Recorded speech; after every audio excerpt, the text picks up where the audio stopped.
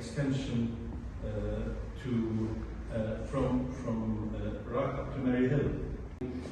I have always been very conscious of human rights, of equality, of the fact that people sometimes in their life need some help.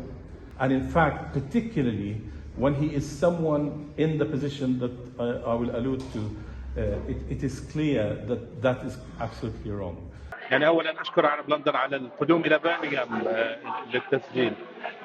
اولا تحدثت عن السبب اللي دعاني لان اقف في هذه المنطقه بالذات، منطقه ساليوك، والسبب هو حقيقه ان رئيس اصدقاء اسرائيل في حزب العمال هو عضو البرلمان الحالي، وسأعمل حثيثا على ان اخذ مكانه.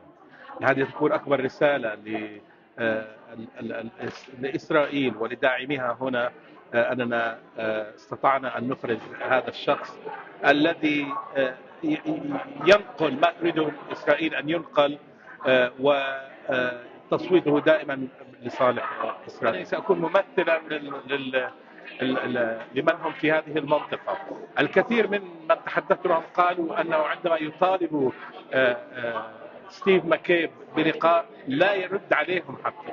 فالنقطة في البداية هو أن يشعر هناك من يسمع لهم، وخلال الأيام والأسابيع القادمة سأتجول في المنطقة أفهم من المواطنين هنا ما هي همومهم الإضافية للهموم العامة، وأناقش سياساتي معهم. وقد ندعو إلى ما يسمى أسمبليز، أن يأتي مجموعة ويناقشوا الشخص الذي يريد أن ينزل في الانتخابات.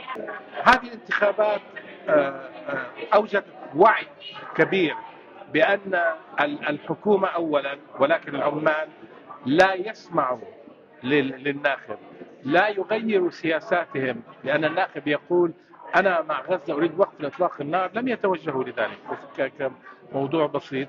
ولذلك من المهم أن يكون لهم ممثلون فعلا ينقلوا صوتهم إلى البرلمان ويؤثروا على القرارات التي تصنع.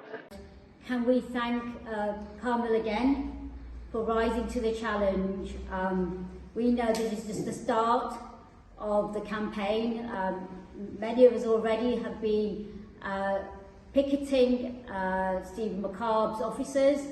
Yeah, so I'm involved in Selio Palestine Solidarity Campaign, and we've been involved in protesting against Stephen McCarb, the local MP who is the chair of Labour Friends of Israel.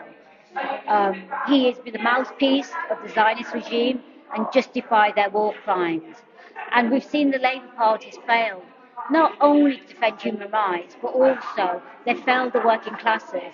They no longer represent the interests of the working classes, and they betrayed, so many of the people that need their interests represented, from students to striking workers to the NHS. They haven't, they don't serve the people's interests. So we need a different kind of politics. الجالية العربية في بريطانيا تتجاوز 600,000 شخص. تأثير الجالية العربية في مدى 30 سنة الماضية قليل جدا.